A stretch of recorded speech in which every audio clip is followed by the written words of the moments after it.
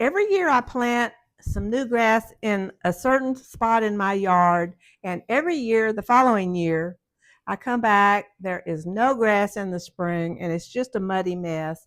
So I was really happy this year. The brand sent over for me to try out this DLI meter, and that's what I needed, something really scientific to tell me how much actual sunlight I'm getting in that yard, because it's hard to guess. You think, okay, I get 3 to 4 hours of sunlight there because you walk out every day and see some sun, but not all day. Well, this DLI meter, it's a daylight integral meter that tells you the actual numbers of full sunlight that you get.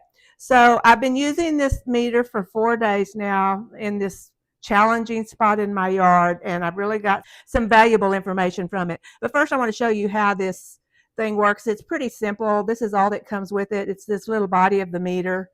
There are 4 screws in here and a screwdriver that fits these tiny little screws, which opens up for the battery compartment. Now, it did come with the battery already installed, and they did send along a spare battery, so that was nice. It takes a AAA battery. And then this is a little spike that just screws into the back here, and that sticks down into the ground, and your meter is exposed out to the light. So here's what I learned, and there is a chart in this instruction manual. There is a chart that sort of tells you how to read the meter. I was really unfamiliar with it, so it took me a minute to study this and just do a little bit of investigation, but it's a pretty simple concept. So it's very easy to operate as well. This button here, when you push it, that's going to give you your first day. So I've got 9.6 reading on this meter on the first day. Then the second day I've got 9.4, and then the third day 7.5. We did have some cloudy day. So what that tells me, if I look over here, full sun is less than 20, or is 20 or less, is 6 hours. Partial sun, 15 to 20 of this reading, is 4 to 6 hours. Well, I have 9.6. So basically less than 10 is full shade.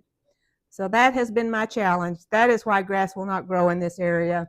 And I'm going to have to look for some other solutions. But it's really helpful to finally have a piece of equipment that can tell me what's going to work and how to proceed, what variety of grass to use in any given spot, because I do have several spots in my yard that are quite challenging. So I'm going to move forward with this, and I'm really happy to have it. It's been really useful. I honestly never knew such a thing existed, but it's really for someone that has a yard with a lot of shade in it and is trying to get some things to grow. This is a really helpful device to have.